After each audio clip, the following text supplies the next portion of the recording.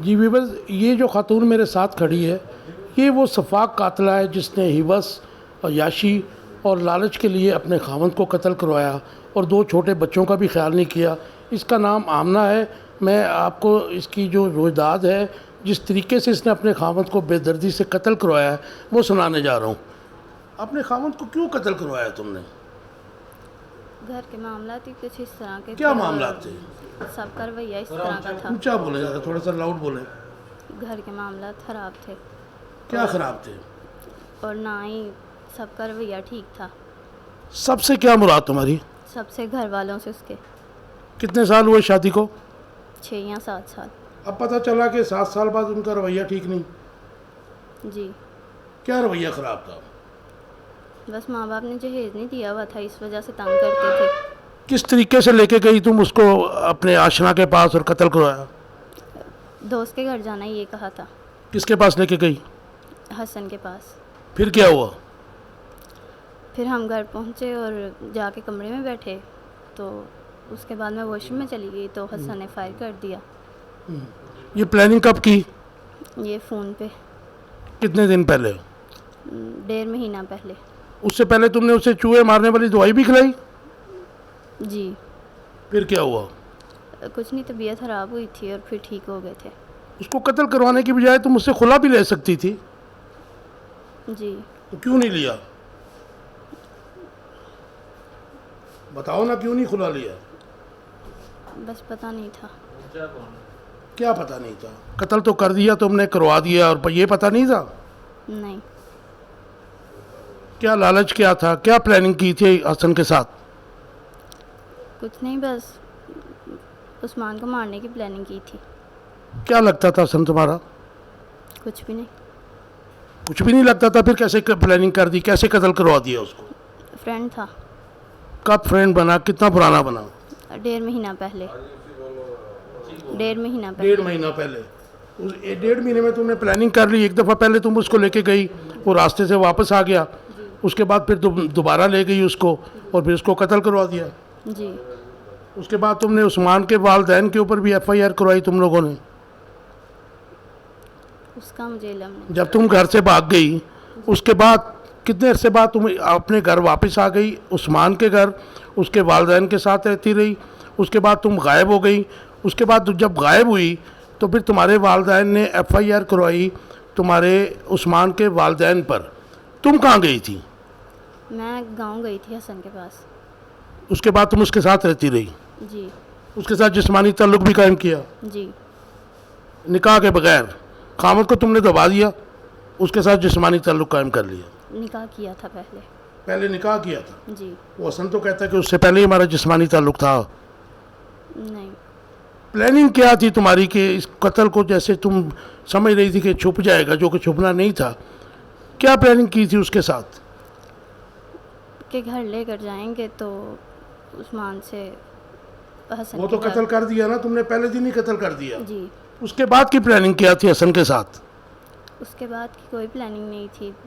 Time गुजर रहा था, मैं अपने ससुराल में रहती थी। कुछ अर्सा वहाँ रही हूँ, कुछ अर्सा अम्मी की तरफ रही हूँ। तो उसके बाद जब मुझे लगा कि पुलिस को मुझ पे शक हो रहा है, तो फिर मैं दोबारा गांव चली गई थी। तुम्हारे वालिदैन को सब मामले का मालूम हो चुका था? नहीं, उनको बिल्कुल करेक्ट मालूम नहीं था। उनको बस ये पता था कि मुझसे पूछते रहते थे कोई बात है तो हमें बता दो, कोई बात है, तो मैं कहती थी कोई बात नहीं है। तो हसन से पैसे क्यों मंगवाते थे वो कि हमने पुलिस को देने हैं, पुलिस को सब पता चल गया? वो हसन को और उसके भाई को पता है, और ये हसन झूठ बोल रहा है। ये हसन झूठ बोल रहा है, लेकिन जो पुलिस के पास रिकॉर्ड है उसमें तो सारे पैसे जो वो बता रहा है वो तो आए हैं उधर से। आए हैं, 3 बार आए हैं वो। हसन, मेरे माँ पापा को नहीं पता था कि ये काम हसन ने और मैंने मिल के किया। वो इसलिए कहता था कि आंटी अंकल आपको कोई मसला है, परेशानी है, तो आप ये पैसे रख लें, तो अगर केस बंद हो सकता है तो करवा दें। उसको पता था कि ये मैंने काम किया हुआ है, वो इसलिए देता था। तुम्हारे वालिदैन ने तो उस दिन मान लिया था कि मतलब जो है हमारे सामने माना था कि जी हमें पता चल गया था कि इसने कत्ल किया है? उनको मैंने बस यही कहा था कि आप दरूद जिना ना पढ़ाया करें, तो उस्मान ने नहीं आना। मैंने इसके अलावा उनको और कोई बात नहीं बताई। तो ये दुबई की प्लानिंग भी की थी कोई, उसकी ज़मीन पे कुआ के कि दुबई जाएंगे, वहाँ पे ये सब कुछ करेंगे? हसन जाने लगा था दुबई, मैं नहीं। हसन अकेला जाने लगा था? जी, तुमने साथ नहीं जाना था? क्या तुमने उसे रोका नहीं था कि तुमने अकेले नहीं जाना? मैंने ये कहा था कि अकेले नहीं जाना, लेकिन वो पासपोर्ट वगैरह बना लिया था, वो जाने वाला था। वो जाने वाला था और तुम? मैं भी उसके घर पे ही थी। ये जो 2 बच्चे तुमने पैदा किए, ये जो बड़े खूबसूरत से बच्चे हैं उस्मान के, वो तुम्हारे कहने तो कहना ही नहीं चाहिए कि अब तुम्हारे बच्चे हैं वो, ना वो तुम्हें मिलेंगे, ना अदालत देगी, ना कोई और मुआवजा भी तुम्हें देगा। उनका क्या सोचा था? कुछ भी नहीं। अब बच्चे किस हालत में है पता है? नहीं। वो 2 बच्चे जो होते हुए उसके बाद ये भी पता चला कि तुम्हारे जिस्मानी ताल्लुकात थे हसन के साथ, फिर तुमने अबॉर्शन भी करवाया वहाँ पे, कहाँ पे? जहाँ पे तुम हसन के साथ रहती रही हो। जी। तो फिर ये उस बेचारे को क्यों कत्ल कराया? उसको छोड़ देती, उसको वैसे ही भाग, तो तुम गई थी घर से, वैसे ही भाग जाती। ऐसा कौन सा मामला था जिसके पीछे तुमने उसकी जान ली? तो मैंने डिवोर्स मांगी थी तो उस्मान ने नहीं दी थी। तुम्हें बाकी सब ये मालूम है, ये नहीं पता कि तुम अदालत से डाइवोर्स ले सकती थी? इसका नहीं पता था। इतने बड़े बड़े काम करके ये नहीं पता था? नहीं। मेरे लिए तो हैरत की बात है कि तुम कह रहे तुम्हें ये नहीं पता। इतना बड़ा काम जो एक सफाक से सफाक आदमी नहीं करवा सकता, अपने खामद को कत्ल करवा के दफन करवा कर, और तुमने निकाह के ऊपर निकाह भी कर लिया। जी। मतलब मैं अभी फिर दोबारा उधर ही आता हूँ कि वो कौन सी बात थी जिसने तुम्हें मजबूर किया कि उसको कत्ल करवा दो? बस हसन ने सपोर्ट की थी कि मैं संभाल। उसने तो सपोर्ट तब की जब उसके तुम्हारे से नाजायज़ ताल्लुकात हो गए। उससे पहले उसकी कौन सी ऐसी बात थी तुम्हारे मरहूम खामद की कि जिस पर तुमने उसे कत्ल करवाया? अंदर की बात बताओ मुझे, असल बात बताओ। यही बात थी, बस वो परेशान करते थे और उनका मेरे साथ रवैया ठीक नहीं था शुरू से। क्या रवैया ठीक नहीं था? कि इज्जत नहीं करते थे, मारपीट करते थे, यही इज्जत था। तो तुमने करनी चाहिए। तुम्हारे बारे में तो ये भी पता चला कि तुम अपने खामद पे हाथ उठाती थी, तुम्हारी वालदा भी उसको आके मारती थी। नहीं, ये बात गलत है। तुम घर से पहले भी सुना है कि रात को 2 बजे बाहर से लॉक करके चली जाती थी बच्चों को लेके। लॉक नहीं किया, वो एक बार मैं गई थी, नाइमा मेरे साथ ही, मैं सीधा अम्मी की तरफ ही गई थी, तब इन लोगों ने तंग किया था। ये तुमने कुछ लोगों को ये भी कहा कि जी वो तुम्हें मजबूर करता था कोई ऐसी गलत बात पे? जी करता था, बिल्कुल। तुमने उसके वालिदैन को बताया? नहीं। तो तुमने किसी और जगह पे शिकायत की? उसी को मना किया था। कहाँ लेके गया? कोई सबूत है तुम्हारे पास इस इल्ज़ाम का? इसी बात पे मैं ये बात नहीं करती कि कोई सबूत नहीं था, लेकर गया था मुझे जूस कॉर्नर पे। अच्छा। जूस पिया तो उसके बाद जब मेरी आँख खुली है तो मैं रिक्शे में थी, कहता कि तुम्हारी तबीयत ख़राब हो गई थी, तो अब तुम रिक्शे से उतरो तो मैं तुम्हें घर लेके जा रहा हूँ। 2 बार ऐसा हुआ है।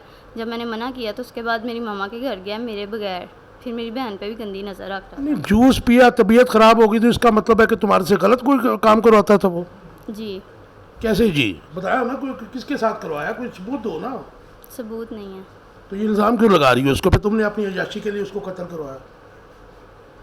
चलें ठीक है। चलें ठीक है, क्या इसका जवाब तो दो ना कि क्यों कत्ल करवाया? एक नखून ना हक हुआ, तुमने एक बूढ़े बाप को उसके बेटे से जुदा कर दिया। जी नाज़रीन, आपने देखा कि ये इतनी सफाक कातला है कि इसने अपनी अयाशी के लिए, लालच के लिए एक बेगुनाह ना हक खून करवाया, और उसके बाद इसको पशेमानी मुझे नहीं लग रही है, क्योंकि अभी आप इस वीडियो में आप देखेंगे इसके बच्चों की तस्वीरें भी, जो आज बेचारे दर बदर हैं। उनके बाप को तो कत्ल इसने करवा दिया, लेकिन इसको एक लम्हे के लिए भी अपने बच्चों का भी नहीं ख्याल आया, और उसने जो हसन अपना आशना बनाया था उससे भी ये लोग पैसे खाते रहे, और उनके साथ इनका प्लान था कि ये कत्ल जो है दबा कर उसकी लाश दफना कर और ये बच निकलेंगे, और उसके बाद ये दुबई निकल जाएंगे। व्यूअर्स, हसन रज़ा हमारे साथ है। ये वो शख्स है कि जिसने आमना के साथ मिलकर उसके खावंद का कत्ल किया, और बहुत बेदर्दी से उसको कत्ल करके दफना नहीं दिया, उसको ज़मीन में दबा दिया। की नाम तेरा? हसन रज़ा। कितों का रहने वाला है? सजवाल जाकी 11 तहसील पतोगी जिला कसूर। तू क्यों कत्ल किया उस्मान को? सही आमना मेरे घर आमना शादी भी आई थी भाई की। ये कब की बात है? ये नवंबर की। नवंबर 2022? हाँ जी। अच्छा। आमना लेकर आई थी अपने भाई के, आमना और उसका भाई मेरे भाई की शादी पे आए हैं तैयार करने के लिए। अच्छा, लाहौर से गए? हाँ जी। अच्छा। तो इन्होंने उसके भाई ने मेरा नंबर ले लिया, तो आमना ने मेरे मोबाइल में तस्वीरें उतारी, आमना ने और उसके भाई ने। तो उसके बाद इन्होंने कहा कि उसके भाई ने कहा कि हमारे घर आओ, तो मैंने कहा कि अभी मेरे पास टाइम नहीं आया, तो मैं खेती बाड़ी करता हूँ। तो फिर 2 दिन बाद आमना ने मैसेज किया कि क्या हाल है, तो सबका हाल चाल पूछा और अपनी पिक मांगी। फिर मैंने भेज दी, तो फिर मेरी पिक मांगी, तो फिर मैंने वो भी भेज दी। तो फिर उसके बाद बात होने लग पड़ी, तो हाल चाल पूछने लग पड़ी और मैसेज करने लग पड़ी, सुबह को भी तो रात को भी। तो फिर उसके बाद आमना ने कहा कि हमारे घर आओ, तो और उसके भाई ने भी। आमना ने तुझे अपने घर बुलाया, कितना फासला तेरे घर का और उनके घर का? मैं साजवार रहता हूँ तो वो लाहौर रहती, 100 किलोमीटर का फासला, 100 से भी ज़्यादा ही बनता है। तो उसके घर आ गया? मैं पहले नहीं आया, तो फिर दूसरी बार जब उन्होंने कहा तो फिर मैं आया उसके घर।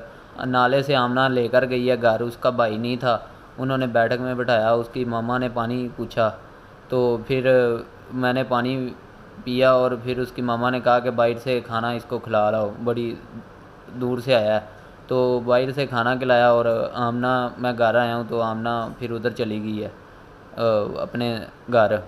तो उसका उस्मान भाई के पास? हाँ जी, उस्मान के साथ गई। तो फिर उसका भाई मुझे बाहर ले गया गेमों पे, गेमें खेली और मैं शालामार बाग चला गया हूँ। फिर मैं घर गया चला हूँ अपने। तो जल्दी बताओ, फिर जल्दी बताओ। फिर उसके बाद बात होती रही है, तो आमना ने कहा कि उस्मान को मारना है। ये कितने दिनों बाद कहा तुम्हें? ये एक दफ़ा यादगार मिले हैं दिसंबर के बाद? हाँ जी, नवंबर, हाँ जी दिसंबर कब में। थी? शादी नवंबर में और दिसंबर में मिले थे। यादगार एक दफ़ा शालामार बाग। ठीक हो गया। तो फिर आमना ने कहा कि उस्मान को मारना है। मैंने कहा कि अपने मामा पापा को बताओ, वो खुद ही कोई हल निकाल लेंगे। इसने 2-3 दफ़ा मुझे कहा है, तो मैंने कहा कि अपनी मामा पापा से बात करो, तो यहाँ उसके मामा पापा से बात करो। तो इसने कहा नहीं। फिर चौथी दफ़ा कहती है अगर आप नहीं करोगे तो मैं खुद कर लूँगी, मैं मार लूँगी, मुझे पिस्टल दे देना। मैंने कहा भी अच्छा ठीक है। तो इसने फिर वो गिलाई गोलियाँ उसको, उस्मान को कस्टर्ड में कौन सी मिला, गोलियां? जहर की, अच्छा। कस्टर्ड में मिला के। तो वो उसने खाई तो बच गया? बच गया, उल्टियाँ करता रहा। तो इसने ये मुझे तुझे पता था कि जहर की गोलियां खिलाई हैं?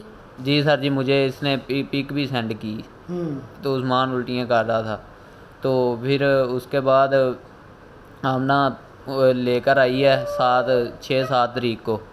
उस्मान भाई फिर उसे वापस आ गया है। उसके घर कोई शादी थी, तो वहाँ से फिर वापस आ गया।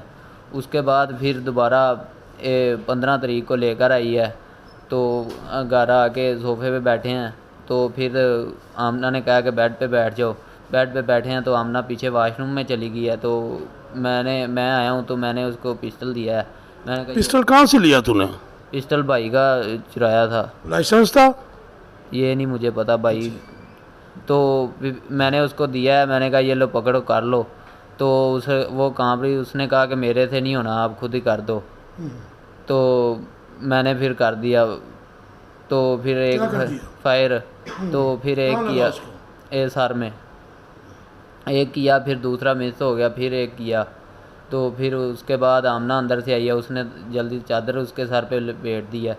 तो फिर एक चादर और लाया हूँ, फिर वो भी लपेट दिया। उसने कहा इसको अब कहीं रखना है, और उसने कंधों से पकड़ा, मैंने पाँव से पकड़ा, किसी और रूम में ले गए, वहाँ कोई नहीं जाता। चादर लपेट के वैसे नंगी लाश लेके चल पड़े आप? वो किसी दूसरे कमरे में ले गए, ऐसे ही? वहाँ कोई, हाँ जी।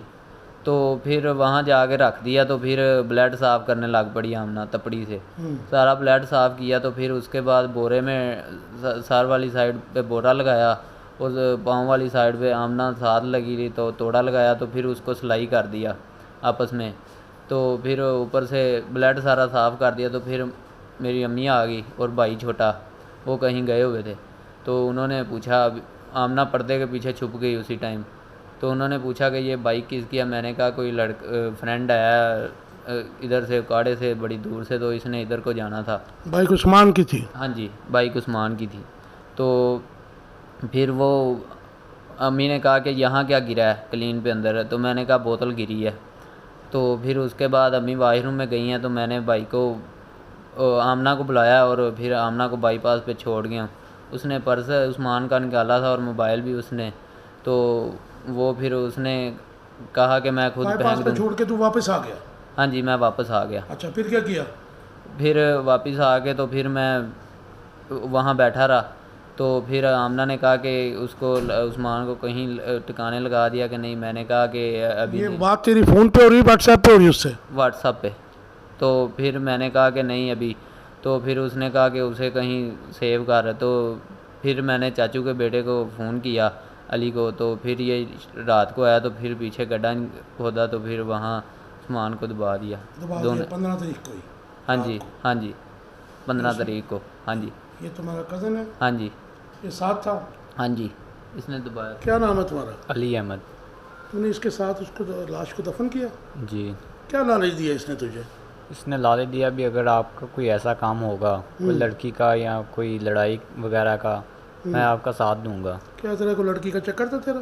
जी, अच्छा। मेरा चक्कर था पर उसको नहीं पता था, लड़की को नहीं पता था। अच्छा, और तो इसने क्या कहा कि उस लड़की से क्या करेंगे हम अगर ये मेरी हेल्प करेगा तू तो? कहता अगर आपसे लड़की ना मानी तो हम लड़की को उठा लाएंगे। अच्छा। और मैं फिर लालच में आ गया और वहाँ हमने पीछे इनके घर, इसके घर के पीछे गड्ढा खोदा 2 फुट का, 2 से 3 था।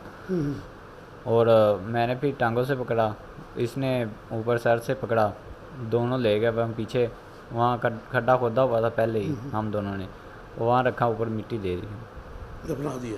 फिर तो अपने घर चला गया कि इसके पास बैठा रहा? नहीं, ये खून चेक करता रहा पहले मिलकर, हम दोनों मिलकर खून चेक करते रहे। शिवायत मिटाते रहे हो वहाँ से, साफ करते रहे? जी, इससे आप यही करता रहा। अच्छा। और इसके यहाँ पे खून लगा हुआ था। और फिर मैं घर गया चला हूँ।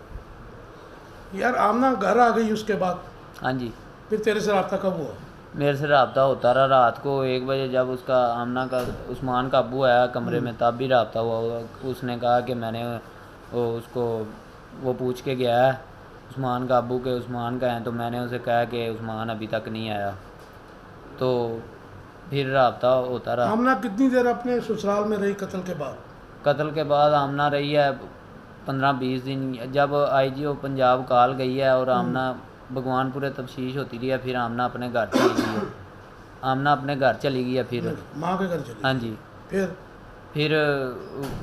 फिर सामान उधर से लेकर आई है जब, तो फिर मेरे पास जब सामान लेकर आई है फिर मेरे पास उसकी मामा ने कहा कि अब आप पे नाम आ रहा है तो आप वहाँ चली जाओ। उसने अपने मामा पापा को बता दिया था। तो जब आईजीओ पंजाब कॉल गई थी तो फिर उन्होंने मुझसे पैसे मांगे। तो फिर मैंने पैसे, कितने पैसे दिए? 70,000 रुपये। फिर किसको? आमना के अब्बू को गारा। आमना के बाप को 70 दिया? फिर उसके बाद दिया 20,000 रुपये और 25। तो फिर उसके बाद 50,000 रुपये दिया था। फिर उसके बाद 20,000 रुपये। तो जब वहाँ से बाईपास से बैठाया था फिर तब 7,000 रुपये दिया था। अच्छा, उसके बाद आमना को क्या किया तूने? इतना अरसा कहाँ छुपाया? आमना जब 5 या 1 मार्च को मेरे पास आ गई। इन्होंने यहाँ गवाह का पर्चा करवा दिया। किस पे करवाया? यहाँ उस्मान के घर वालों पे? हाँ जी। उल्टा पर्चा करवा दिया कि क्रॉस हो जाएगा तो ख़त्म हो जाएगा केस, जो कत्ल ख़त्म हो जाएगा ऐसे। तो फिर आमना मेरे पास आ गई। तो फिर पीछे से बात होती रही। तो टिकटॉक पे यहाँ स्नैपचैट पे के कोई सबूत ना नजर आए। तो फिर कोई पता नहीं चला। तो जब जहाँ बात जाती थी फिर वो बता देते थे। यार वो बताओ कि निकाह भी तुमने किया उसके साथ? हाँ जी, निकाह उसकी मामा ने 8 दिन रहे, 8-10 दिन। वैसे तो आमना की मामा ने कहा कि निकाह कर लो, ऐसे नहीं रहते। तो फिर उसने कहा कि अगर कोई ज़रूरत होगी ना निकाह में किसी भी चीज़ की या कोई भी, तो मेरी कॉल करवा देना। आपकी कॉल करवा देना। ये व्यूअर्स आप देख रहे थे, ये हसन रज़ा और उसका कज़न है जिन्होंने कत्ल किया और बाद में उसकी लाश को ठिकाने लगाया। और ये इतने चालाक हैं और इन्होंने कत्ल करके उसको समझा कि ये कहानी ख़त्म हो गई है। उसके बाद इन्होंने एक निकाह भी कर लिया और उसके बाद ये दोनों साथ साथ रहने लग पड़े। ये व्यूअर्स अब आपकी मुलाकात करवाते हैं बदकिस्मत वालिद से जिनका जवान बेटा इन ज़ालिमों ने कत्ल कर दिया और 5 माह तक वो दर बदर की खाक छानते रहे। सुबह दोपहर शाम जो है वो पुलिस के डिफरेंट अफसरों के पास जाते रहे और ढूंढते रहे, लेकिन उसका क्ल्यू कोई उनको नहीं मिल सका। अगर क्ल्यू मिला है तो वो आज मिला है पूरे 5 महीने के बाद। अस्सलाम वालेकुम व्यूअर्स, आप देख रहे हैं काशिफ बशीर ख़ान ऑफिशियल और मेरा नाम है काशिफ बशीर ख़ान। व्यूअर्स, आज जो आपको एक बहुत ही अलमनाक किस्म की जो हैपनिंग हुई है लाहौर में, बल्कि एक वाक़या हुआ है, उसके बारे में मैं बताने जा रहा हूँ, बल्कि दिखाने भी जा रहा हूँ।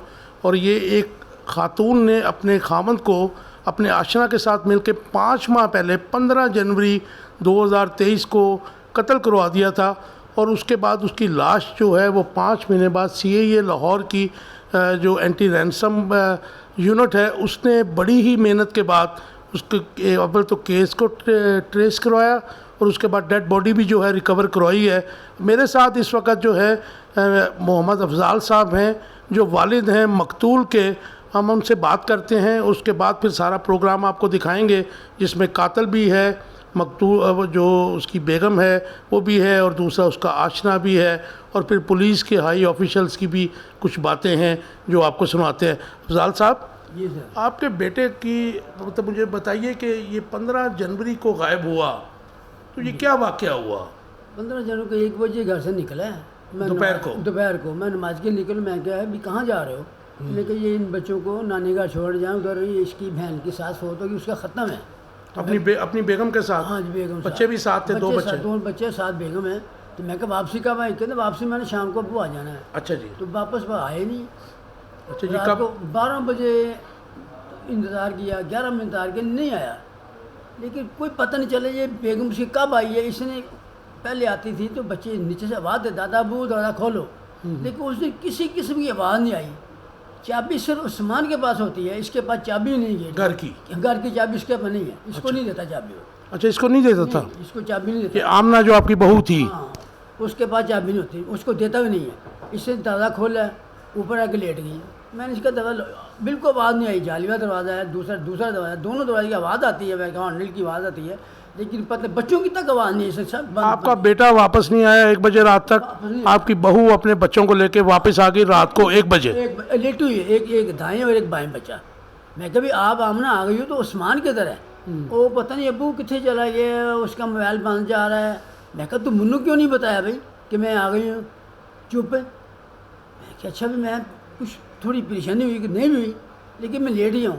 वैसे मैं लेकिन लेटने से पहले आपने एक जुमला भी मुझे आपने बताया था कि उसको कहा अपनी बहू को, जब उसने कहा कि जी मुझे पता नहीं है कि वो कहाँ चला गया है, तो आपने कुछ जुमला बोला था उसको कि मैं कह कि मुझे क्यों नहीं बताया। अच्छा। हाँ, मुझे यही कहा कि मुझे क्यों नहीं बताया, तो चुप करके बैठी रही है। सुबह 11-12 बजे इसका बाप आ जाता है अगले दिन। ओ ये अल्लाह वाले हो, सामान गुआ हो गया। मैं कह भाई आपको किसी ने फ़ोन किया यार, कैसे फ़ोन गुआ हो गया है? और नहीं जो मैं जा रहा है तो मेरे साथ थाने चलो। मैं कह यार अभी ठहर जो ज़रा, अभी कुछ मैं किसी भाई से पूछा कर लूँ। नहीं तुम आप ज़बरदस्ती मुझे थाने ले आए। आप थाने चले गए? आपने उसके एप्लीकेशन दे दी? एप्लीकेशन दी, FIR हो गई। तो मुझे उसने उधर बिठा दिया, तो खुद ही इसने दरखास्त लगाई है गोल मोल कातला के। आपकी बहू जो कातला है उसके बाप ने कि वो 10 बजे बाहर निकला है तो पता नहीं किधर चला गया, नामालूम दरवाज़ा लगा दी। तो दक्षत मेरे से करा लिए, मोबाइल नंबर अपना दे, कॉन्टैक्ट नंबर अपना दे दिया, ठीक हो गया। बस काम चलता रहा। तो इन्होंने ऐसे। आप बच्चे की तलाश के लिए कहाँ कहाँ गए? जहाँ हमें पुलिस कहती थी हम वहीं गए, जो लाहौर का लारी अड्डा, स्टेशन, अस्पताल और रेस्क्यू वाले हेड ऑफिस तक पहुँचे हैं कि यार पंजाब में जहाँ जब पंजाब की पूरी रिपोर्ट आती है वहाँ तक भी हम गए हैं कि भाई हमें बताइए कहीं एक्सीडेंट हुआ हो या वैसे कोई लाश मिली हो, किसी जगह कोई ऐसा मैसेज आया हो तो हमें बताओ, नाम है, ये फ़ोटो है। थाना बागबानपुरा से आपका ये जो तलाश का सफ़र शुरू हुआ, बस उसके बाद आप कहाँ कहाँ गए?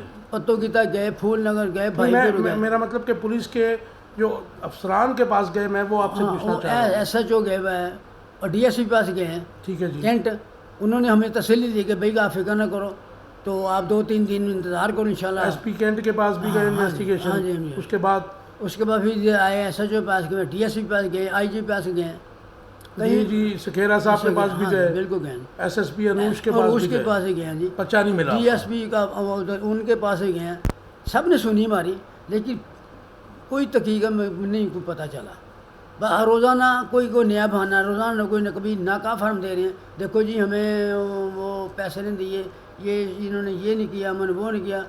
कभी मशीन ख़राब होती, कपड़े धोने के चले जाते हैं। ये आंखों में जब थाने पुलिस वाली आती है तो आंखों में माँ बेटी दोनों पता नहीं क्या डालते हैं। तो अफजाल साहब, जब CIA ने आपको बताया कि वो लड़की जो है मिल गई है, आपकी बहू जो गायब थी, आपके घर में भी रही, वो कत्ल करने के बाद 1.5-2 माह आपके घर रही, उसके बाद वो गायब हो गई, आपके ख़िलाफ़ FIR भी जाली करवाई गई कि लड़की गायब हो गई। उसके बाद जब आपको CIA ने बताया कि लड़की मिल गई है और आपके बेटे को कत्ल कर दिया है, तो फिर आपको कैसा लगा? मुझे ये लगा कि मैं मर गया हूँ, बुढ़ापा मेरा ख़त्म हो गया। वही मेरा सहारा था। जब ये मुझे कहीं भी काम पड़ता अफसान, आज मुझे फलाइयाँ ले गए, वो मुझे ले जाता, कहाँ भी जाना है मुझे वो ले जाता था। आज मैं कल्ला रह गया, बिल्कुल अकेला हो गया हूँ, मेरे पास कुछ भी नहीं रहा और ये धंधनाते फिर रहे हैं।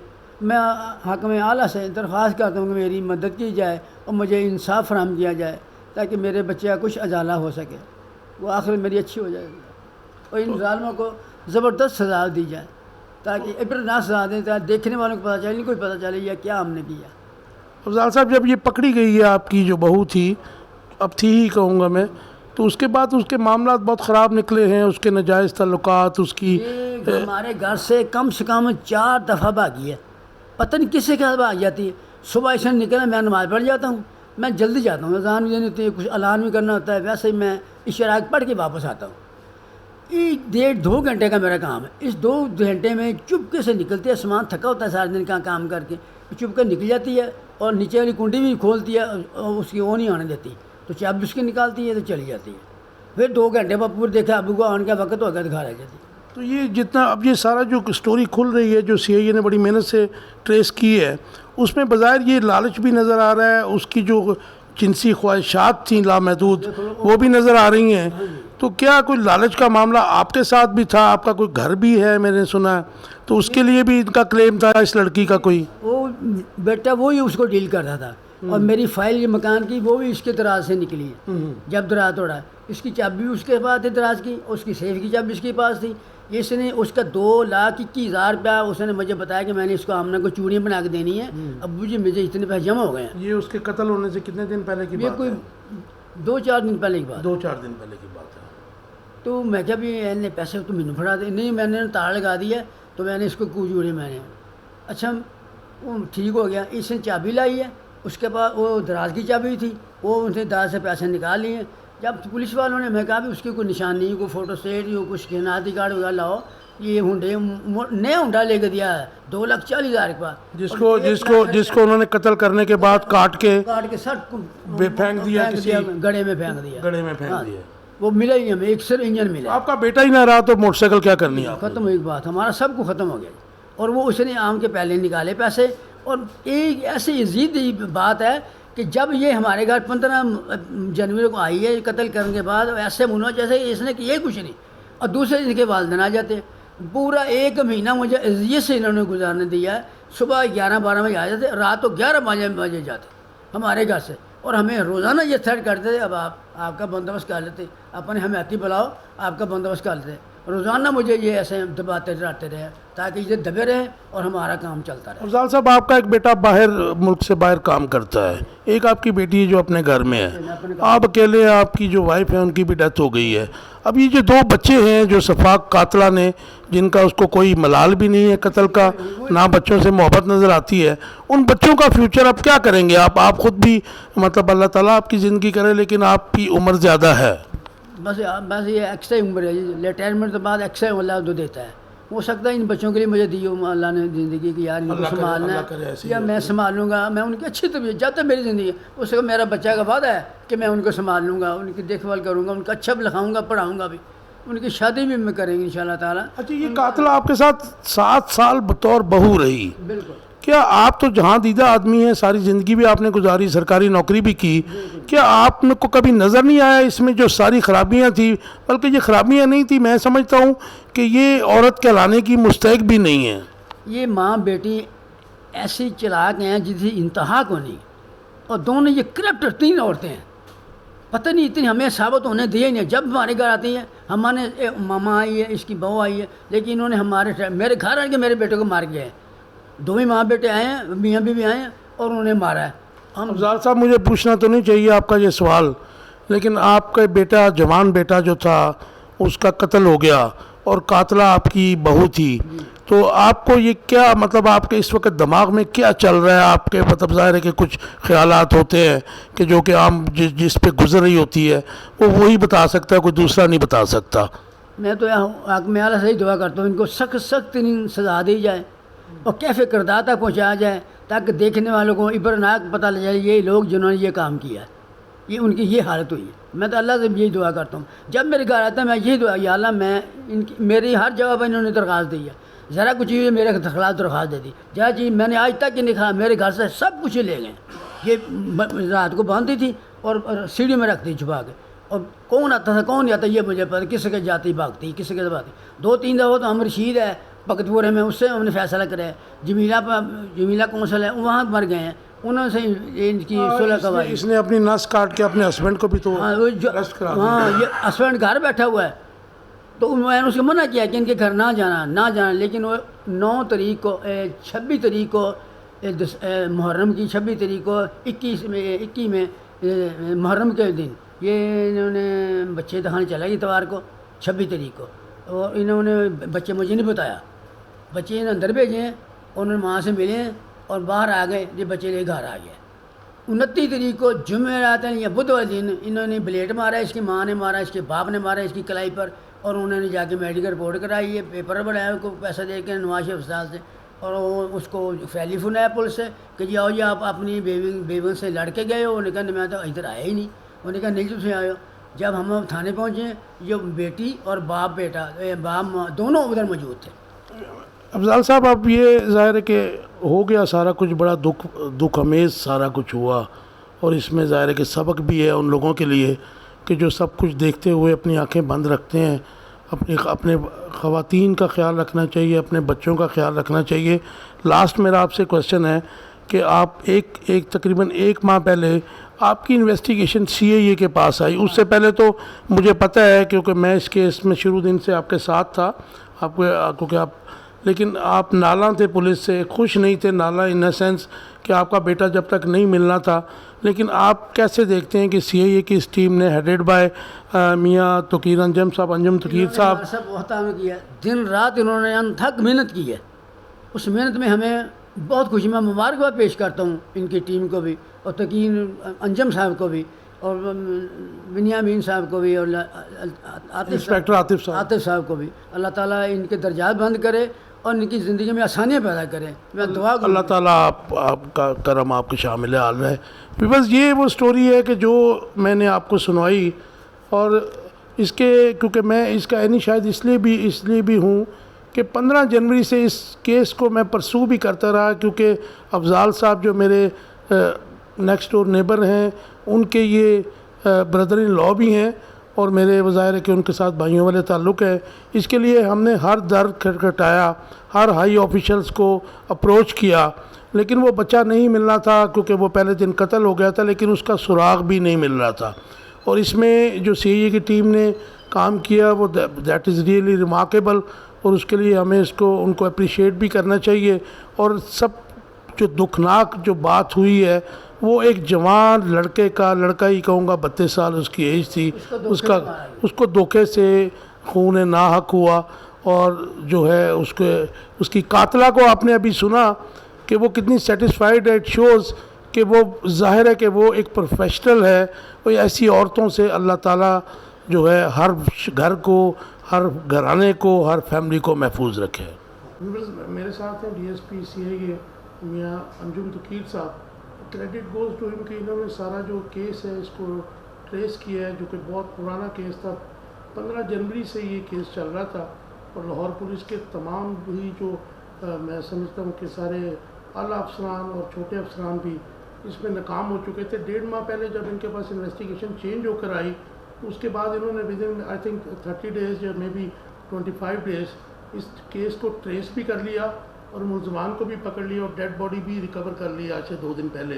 तो मियाँ अंजुम तकीर साहब जो CIA को एक सेल को हेड करते हैं, एंटी रैंसम सेल है, किडनैपिंग सेल, एंटी किडनैपिंग और एंटी रैंसम सेल है, उसको हेड करते हैं। तो मैं उनसे आपको भी मिलवाते हैं और बताते हैं कि उन्होंने इस केस को कैसे ट्रेस किया।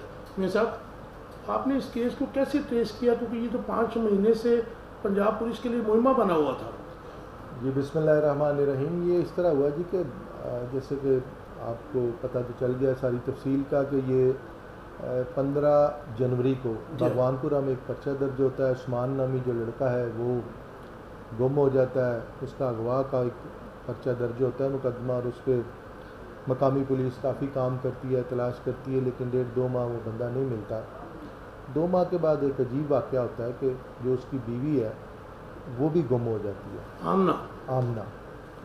अब आमना जो है उसके घर वाले शादबाग में रहते हैं, शादबाग में उसके अगवा का एक अलग से पर्चा दर्ज हो जाता है।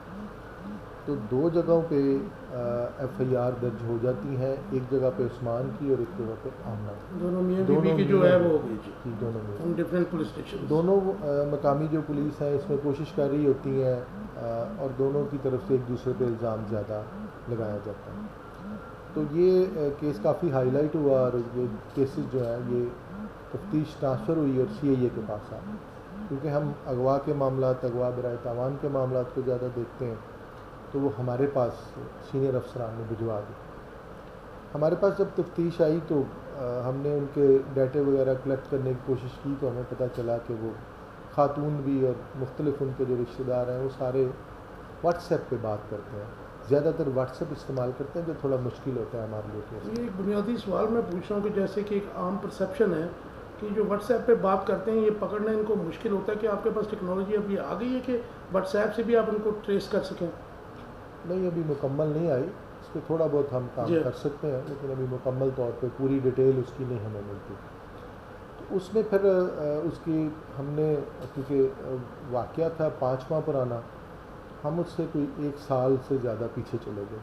अच्छा। 1 साल पीछे से हमने फिर उनकी डिटेल्स वगैरह शुरू की, फिर वो 1 बाय 1 तकरीबन 1 महीने का वो अरसा हमें लगा, मुख्तलिफ़ डिटेल्स और मुख्तलिफ़ राब्ते, और एक आदमी की अगर डिटेल आती थी उसका 150 लोगों से रब्ता था, तो एक एक बंदे को हम चेक करते थे। इस तरह चलते चलते जो मरने वाला उस्मान है, जो पहले अगवा हुआ बंदा, उसकी जो मरने से पहले जो आखिरी लोकेशन थी वो आती थी पत्तोकी के पास, चूनिया और पत्तोकी के दरमियान।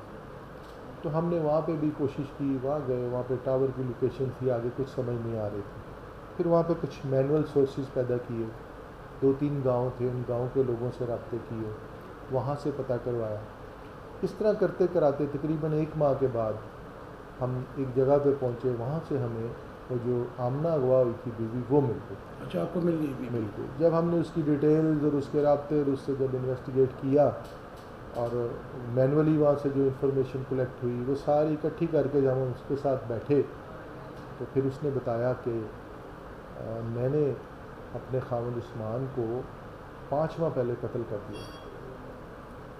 फिर जिस लड़के के साथ मिल के उसने उसको कत्ल किया, उसका नाम हसन था। हम फिर हसन तक पहुँचे, हसन को पकड़ा, फिर एक और साथी इसके साथ इन्वॉल्व था, अली रज़ा, उसको पकड़ा। इनको पकड़ा, फिर इनको कोर्ट में पेश किया, इनका रिमांड लिया। फिर लीगल तरीक़ाकार से हम लोग, जहाँ पे वो बताती थी, वो पत्तोकी से आगे एक गाँव है, वहाँ पे उन्होंने उसको मार के मिट्टी में दबा दिया। अच्छा, मियाँ साहब, मेरा एक और सवाल है कि ये जब अपने हस्बैंड के साथ गई है, उसको लेके गई है, तो इसने उसको कत्ल कब करवाया? जब ये उसको लाहौर से ये बता के लेके गई है कि मेरी एक दोस्त मरियम है, वो पत्तोकी में रहती है, उनके बागात हैं इसके किनू के, तो वहाँ चलते हैं। सर्दियों के दिन थे, 15 जनवरी। ये दोनों मियाँ बीवी 1 to 5 मोटरसाइकिल पे यहाँ से वहाँ गए हैं।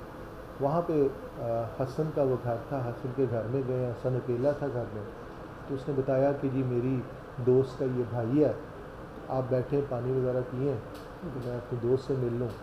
तो वो ड्राइंग रूम में बैठा हुआ था, वहाँ पे उसने हसन को कहा और हसन ने पिस्टल निकाल के उसके सर में फायर मारा। ये 15 जनवरी को ही उसको कत्ल कर दिया। 15 जनवरी को जाते ही ये कोई यहाँ से कोई 12 बजे 1 बजे के करीब निकले, और तो ये तकरीबन कुछ 3:30 से 4 का वाक़या है।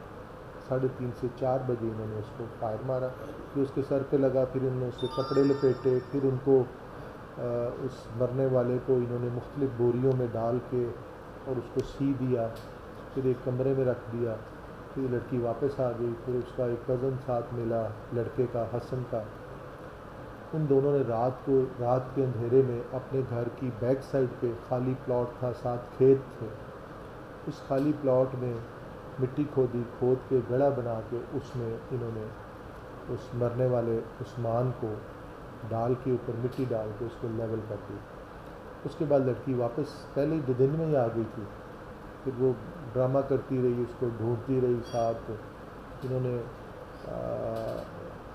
1787 आईजी साहब का जो पोर्टल है उस पर मैसेज किया। लड़की ने किया जी? जी, इस लड़की ने अपने बाप से करवाया।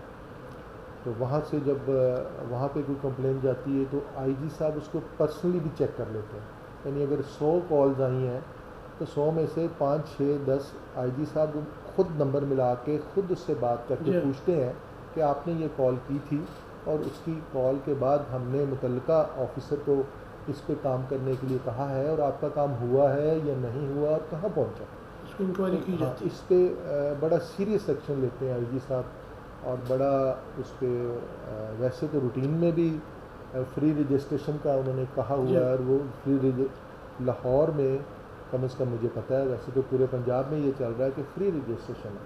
आप जाके एप्लीकेशन देते हैं और FIR दर्ज हो जाती है। आपको कोई प्रॉब्लम होता है तो आप सीनियर अफसर के पास जा सकते। ठीक हो गया। अपने तौर पे वहाँ पे कैंट से और सिटी से जो अफसरान थे वो इस पर कोशिश करते रहे, ढूंढते रहे, तलाश करते रहे, लेकिन कोई क्लू नहीं मिल रहा था। तो यहाँ पे अल्हम्दुलिल्लाह उसका क्लू मिला और हम वहाँ तक पहुँचे। फिर हमने फोरेंसिक साइंस टीम की जो PFSA की जो टीम है उसको साथ लिया। फिर मुदई जो है उनको साथ लिया, मौके पे गए। फिर वहाँ पे जाके खोद के उसमें से उसकी डेड बॉडी निकाली, उसका पोस्टमार्टम करवाया, उसकी जो सारी लीगल फॉर्मेलिटीज़ होती हैं वो पूरी की कि इसमें कोई कानूनी शिकम न रह जाए। अच्छा मियां साहब, आपकी बड़ी ज़बरदस्त एफर्ट है आपकी टीम की और आपकी। मैं ये आपसे पूछना चाहता हूँ कि अब ज़ाहिर है कि ये अदालतों में मामला चला जाएगा 2-4 दिन में, तो उसके बाद इनके बचने के कुछ चांसेस हैं? क्योंकि जालिम है बहुत, मतलब ज़ाहिर है कि बड़ी क्रूअल्टी से मारा गया है और फिर उसके बाद आप तो सब ये बेहतर जानते हैं। मैं यही पूछना चाह रहा हूँ कि क्या इनकी कोई बचने की उम्मीद तो नहीं है? इसमें आमतौर पे जो पुलिस पे इल्ज़ाम आता है या पुलिस वालों के बारे में कहा जाता है कि जी वो इन्वेस्टिगेशन जो है वो ठीक नहीं करते। जी जी। उसको कुछ लोग कहते हैं जी नाकस इन्वेस्टिगेशन होगी, नाकस तफ्तीश होगी। फिर कुछ अदलिया के जो अफसरान हैं वो कहते हैं कि जी इन्होंने सबूत, प्रूफ, गवाहियाँ वो ठीक नहीं इकट्ठी की। तो इसमें हमें जब पता चला कि वो बंदा मार के दबा दिया गया तो हम फ़ौरन मौके पे नहीं गए। हमने सबसे पहले उनको गिरफ़्तार किया, उनका रिमांड लिया, उसके बाद फोरेंसिक टीम साथ ली, उसके बाद मुद्दइयों को साथ लिया। फिर हमने उसकी एक लीगल चेन बनाई। वो चेन इस तरह बनती है कि आप मुल्ज़म एक इंकशाफ करता है, फिर वो निशानदेही करता है कि यहाँ पे मैंने बंदा मारा, यहाँ पे मैंने उसको दफन किया। वो तमाम चीज़ें एक चेन में ला के प्रॉपर तरीक़ाकार से हमने अपने रिकॉर्डेड भी है वो जी, वो हर चीज़ का हमने ऑन रिकॉर्ड लाए, उसको डॉक्यूमेंट प्रॉपर किया, गवाहान के प्रॉपर हमने बयान वहाँ पे लिखे। फिर उसके बाद हमने पहले दिन से DSP लीगल और प्रोसिक्यूटर जो है हमारे, जिन्होंने कल को कोर्ट में ये केस प्लीड करना है, लड़ना है हमारा, उनसे राब्ते में रहे कि वो कोई ऐसी चीज़ जो हम भूल रहे हैं, कोई ऐसी चीज़ जो बहुत ज़रूरी है जिसको हम ज़रूरी नहीं समझ रहे, कल को कोर्ट में बड़ी अहम है। तो वो तमाम चीज़ें हमने उसमें मुकम्मल की और तमाम एक जो लीगल जो पॉइंट्स हैं, जो एक चेन बनती है वो प्रॉपर बनाई गई है, वो कंप्लीट की गई है। उसमें मेरा नहीं ख्याल कि सज़ा में तफ्तीश की वजह से कहीं पे कमी आई। इंशाल्लाह। वैसे मुझे ये बताइए कि इस केस को ट्रेस करने में आपने कितने लोगों को पकड़ा? एक दो तरह होता है। एक होता है कि किसी को आप पकड़ लेते हैं और बिठा लेते हैं, और दूसरा ये होता है कि किसी से आप इंफॉर्मेशन लेने के लिए उसको बुलाते हैं या ख़ुद उसके पास जाके इंफॉर्मेशन कलेक्ट करते हैं। तो जो बिठाने वाले लोग हैं वो कोई 4 से 5 होंगे जिनको बिठाना पड़ा, और जो जिनसे इंफॉर्मेशन लेनी होती है वकूए के मुतल्लिक़, बंदे के मुतल्लिक़, एरिए के मुतल्लिक़, उसकी तादाद कोई 100 के करीब तो यकीनन होगी जिनसे हमने राब्ते किए। और ये सारा इकमा में पॉसिबल हुआ कि जी आपने बहुत अच्छा काम किया जी। और बाब इख्तियार जो हैं आपके हायर ऑफिशियल्स हैं, हमारी उनसे ये रिक्वेस्ट भी है, बल्कि एक सिफारिश भी है कि इस टीम को ज़ाहिर रिवार्ड करना चाहिए, अप्रिसिएशन मिलनी चाहिए, ताकि मैं तो as far as I am concern, मुझे तो लोग जानते हैं कि मैं पुलिस का क्रिटिक भी हूँ, लेकिन जो ये काम जो मेरी आंखों के सामने हुआ है दैट इज़ अनबिलीवेबल कि एक बंदा जिसको ट्रेस ही नहीं किया जा सका था पूरे लाहौर की पुलिस से, ये नहीं कि मतलब उनके कैपेसिटी, उनकी एबिलिटी नहीं है, लेकिन कैपेसिटी का फ़र्क आ जाता है। और मतलब ज़ाहिर है कि ये एक टीम ने, सीआईए की टीम ने बहुत बड़ा काम किया। आपका बहुत मेहरबानी जी, आपने हमें इतना टाइम भी दिया। जो वो बात है ना जी, जी। उनकी, असल में थाने में केसेस होते हैं बहुत ज़्यादा लोड, उनके वर्कलोड, पास वर्कलोड इतना ज़्यादा होता है कि वो एक केस पे इतना ज़्यादा काम या इतनी